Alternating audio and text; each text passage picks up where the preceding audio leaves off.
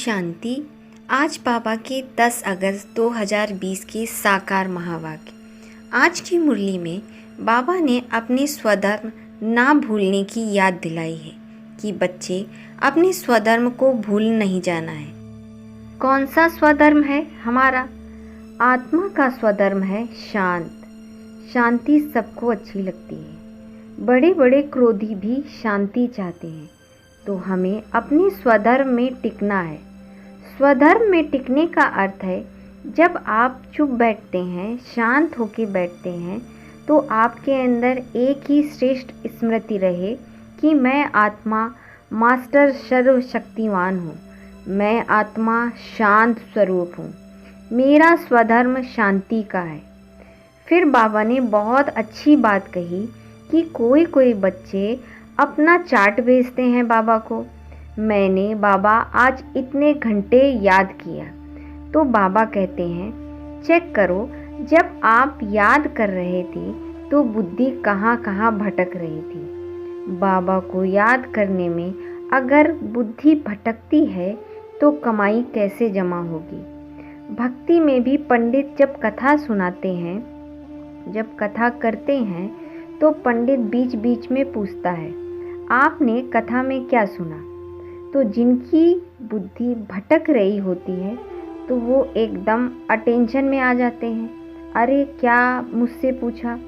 और अगर ध्यान से या अटेंशन से सुन रहे होते हैं तो झट से जवाब देंगे, नहीं तो बुद्धि बाहर भटक रही होगी तो बता नहीं पाएंगे। तो बाबा ने बताया है कि ऐसे बहुत हैं जो बैठते तो हैं सुनने के लिए, पर ध्यान भटकने के कारण पता ही नहीं है क्या सुना और क्या सुनाया जा रहा है। तो हमें हमेशा अटेंशन से बाबा की सारी बातें सुननी चाहिए और मुरली को सुनना चाहिए। बाबा ने कहा तुम बच्चे पद्मा पदम भाग्यशाली बच्चे हो। कैसे? अब सुनते हैं मुरली को विस्तार से। मीठे बच्चे, अपने स्वधर्म को भूलना ही सबसे बड़ी भूल है। अभी तुम्हें अभूल बनना है। अपने घर और राज्य को याद करना है। प्रश्न है, आप बच्चों को कौन सी अवस्था ही समय के समीपता की निशानी है? उत्तर है, आप बच्चे जब याद की यात्रा में सदा मस्त रहेंगे, बुद्धि का भटकना बंद हो जाएगा, वाणी में याद का जौहर आ जाएगा, अपार खुशी में रहेंगे, घड़ी घड़ी अपनी सतयुगी दुनिया के नज़ारे सामने आते रहेंगे, तब समझो समय समीप आ गया है। विनाश में टाइम नहीं लगता है। इसके लिए याद का चार्ट बढ़ाना है। गीत है, तुम्हें पाके हमने जहान पा लिया। ओम शांति। रूहानी बच्चे इस गीत का अर्थ तो समझते होंगे। अब बेहद के बाप को तो पा लिया है। बेहद के बाप से स्वर्ग का वर्षा मिलता है, जिस वर्षे को कोई छीन नहीं सकता है। वर्षे का नशा तब चला जाता है जब रावण राज्य शुरू होता है। यह भी ड्रामा बना हुआ है। बच्चों की सृष्टि ड्रामा का भी ज्ञान है। अब चक्र कैसे फिरता है, इनको नाटक भी कहें, ड्रामा भी कहें। बच्चे समझते हैं। बरोबर बाप आकर सृष्टि का चक्र भी समझाते हैं। जो ब्राह्मण कुल के हैं उन्हों को ही बाबा समझाते हैं। बच्चे, तुम अपने जन्मों को नहीं जानते हो। मैं आकर तुमको समझाता हूँ। पहले तुम सुनते थे 84 लाख जन्म लेने के बाद अब मनुष्य जन्म मिलता है। ऐसे नहीं, अभी तुम सब आत्माएं नंबरवार आती जाती हो। बुद्धि में आया है। पहले पहले हम आदि सनातन देवी देवता धर्म के पूज्य थे, फिर हम पुजारी बने। आपे ही पूज्य आपे ही पुजारी, यह भी गायन है। मनुष्य फिर भगवान के लिए समझते हैं कि आपे ही पूज्य आपे ही पुजारी बनते हैं। आपके ही यह सब स्वरूप हैं। अनेक मत मनांतर हैं। तुम अभी श्रीमत पर चलते हो। तुम समझते हो हम स्टूडेंट पहले तो कुछ नहीं जानते थे, फिर पढ़कर ऊंच इम्तिहान पास करते जाते हैं। वह स्टूडेंट भी शुरू में तो कुछ नहीं जानते हैं, फिर इम्तिहान पास करते करते समझते जाते हैं। कि अभी हमने बैरिस्ट्री पास कर ली है। तुम भी अब जानते हो, हम पढ़कर मनुष्य से देवता बन रहे हैं, सो भी विश्व के मालिक। वहाँ तो है ही एक धर्म और एक राज्य। तुम्हारा राज्य कोई छीन नहीं सकता है। वहाँ तुमको पवित्रता, शांति, सुख, संपत्ति सब कुछ मिलता है। अभी तुम यहाँ शांति में बैठ बाप से वर्षा ले रहे हो, जो कोई छीन ना सके। आधा कल्प सुख का वर्षा रहता है। बाप समझाते हैं, मीठे मीठे बच्चों, आधा कल्प से भी जास्ती तुम सुख भोगते हो।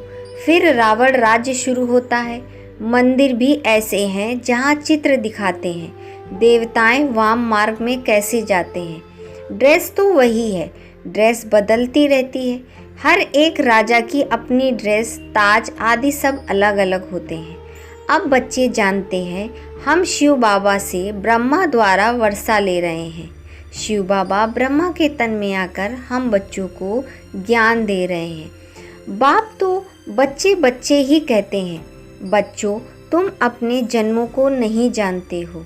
सुनती तो आत्मा है ना, हम आत्मा है ना कि शरीर। और जो भी मनुष्य मात्र हैं, उन्हों को अपने शरीर का नशा रहता है, क्योंकि देह अभिमान है।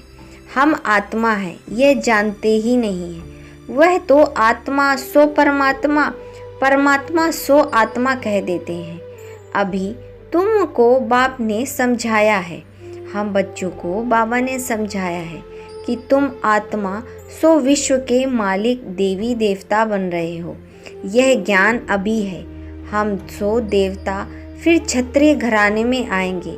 84 जन्मों का हिसाब भी चाहिए ना।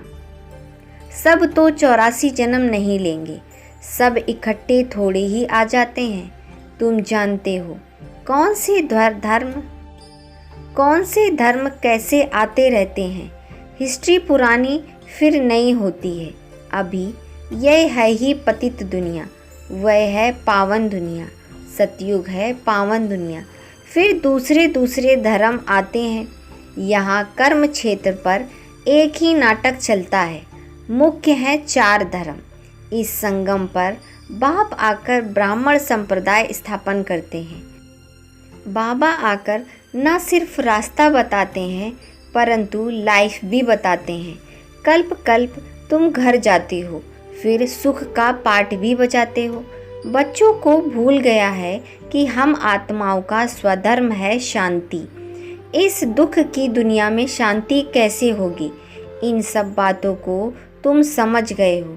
तुम सबको समझाते भी हो। आहिस्ते आहिस्ते सब आते जाएंगे।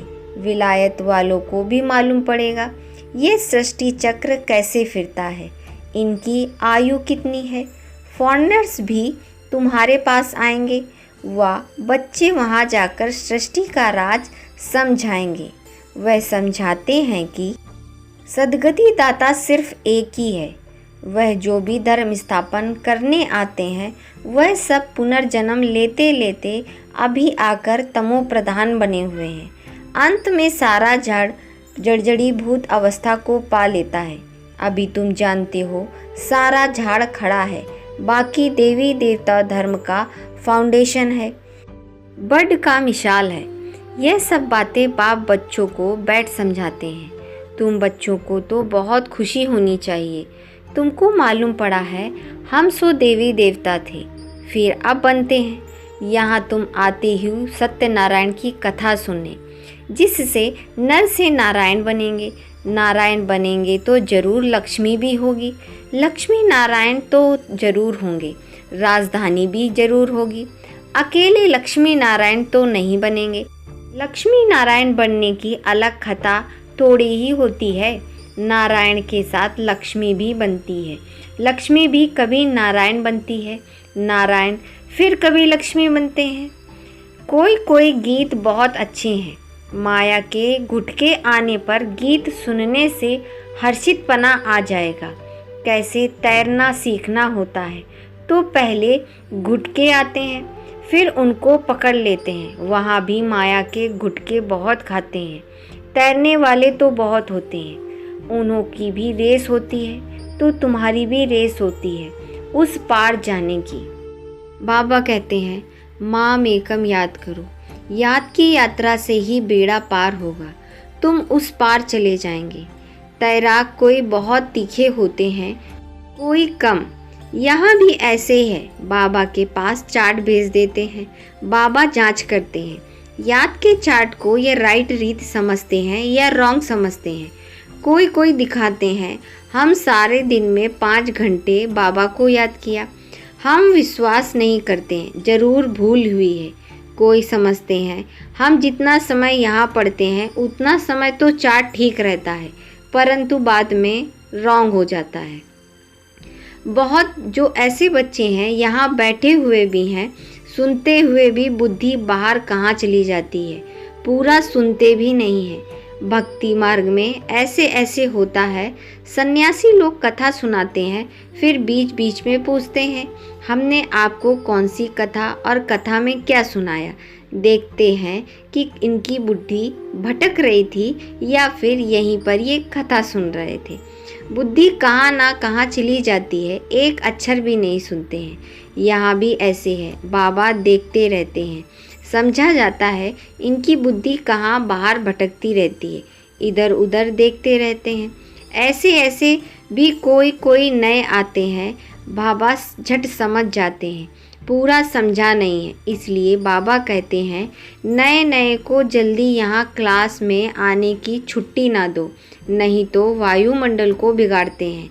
आगे चल तुम देखेंगे जो अच्छे अच्छे बच्चे होंगे यहाँ बैठे बैठे बैकुंठ में चले जाएंगे, बहुत खुशी होती रहेगी, घड़ी घड़ी चले जाएंगे।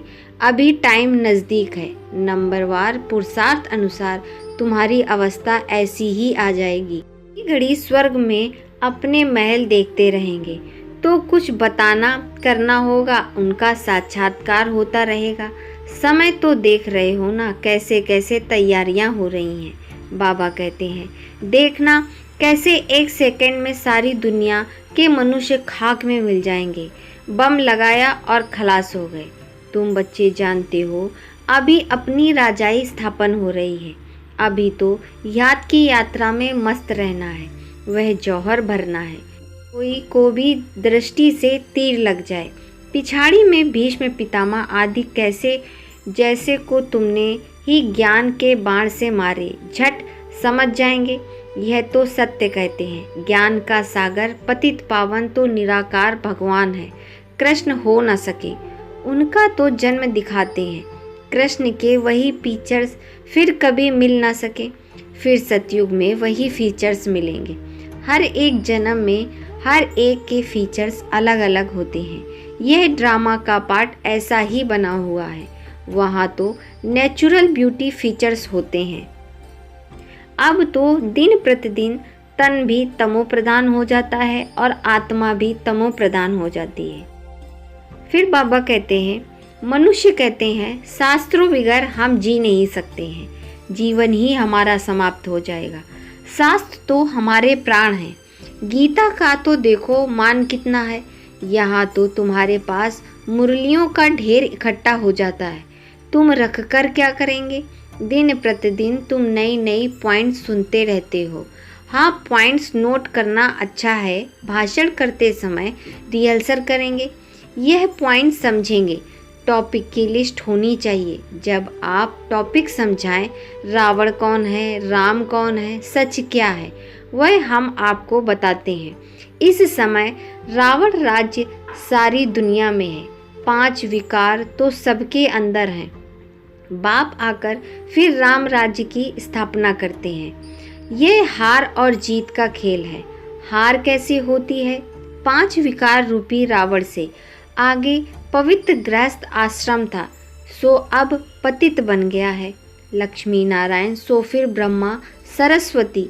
बाप भी कहते हैं मैं इनके बहुत जन्मों के अंत में इनमें प्रवेश करता हूँ। तुम कहेंगे हम भी बहुत जन्मों के अंत में बाप से ज्ञान ले रहे हैं। यह सब समझने की बातें हैं। कोई की डल हेड बुद्धि है तो उनको समझ नहीं आता है। यह तो राजधानी स्थापन हो रही है, बहुत आए फिर चले गए, वह फिर आ जाएंगे। प्रजा में पाई पैसे का पद पालेंगे। यह भी तो चाहिए ना। अच्छा, मीठे मीठे सिकिलते बच्चों प्रति माता पिता बाप दादा का याद प्यार गुड मॉर्निंग। रूहानी बाप की रूहानी बच्चों को नमस्ते। हम रूहानी बच्चों की रूहानी बाप दादा को याद प्यार गुड मॉर्निंग, नमस्ते नमस्ते नमस्ते। धारणा के लिए मुख्य सार। नंबर 1, सदा इसी नशे में रहना है कि हम सभी यह पढ़ाई पूरी कर मनुष्य से देवता सो विश्व के मालिक बनेंगे। हमारे राज्य में पवित्रता, सुख, शांति सब कुछ होगा, उसे कोई छीन नहीं सकता है। नंबर 2, इस पार से उस पार जाने के लिए याद की यात्रा में बहुत अच्छा तैराक बनना है। माया के गुटके नहीं खाने हैं, अपनी जांच करनी है। याद के चार्ट को यथार्थ समझकर लिखना है। वरदान है, श्रेष्ठ वेला के आधार पर सर्व प्राप्तियों के अधिकार का अनुभव करने वाले पद्मा पदम भाग्यशाली भव। जो श्रेष्ठ वेला में जन्म लेने वाले भाग्यशाली बच्चे हैं, वह कल्प पहले की टचिंग के आधार पर जन्मते ही अपनेपन का अनुभव करने लगते हैं। वह जन्मते ही सर्व प्रॉपर्टी के अधिकारी होते हैं। जैसे बीज में सारे वृक्ष का सार समाया हुआ है, ऐसे नंबर विन वेला वाली आत्माएं सर्व स्वरूप की प्राप्ति के खजाने के आते ही अनुभवी बन जाते हैं। वे कभी ऐसे नहीं कहेंगे सुख का अनुभव होता है, शांति का नहीं। शांति का होता है तो सुख का नहीं, शांति का नहीं, ऐसे नहीं कहेंगे। सर्व अनुभवों से ही संपन्न होते हैं। ऐसे बच्चे सर्व अनुभव प्राप्त करते हैं।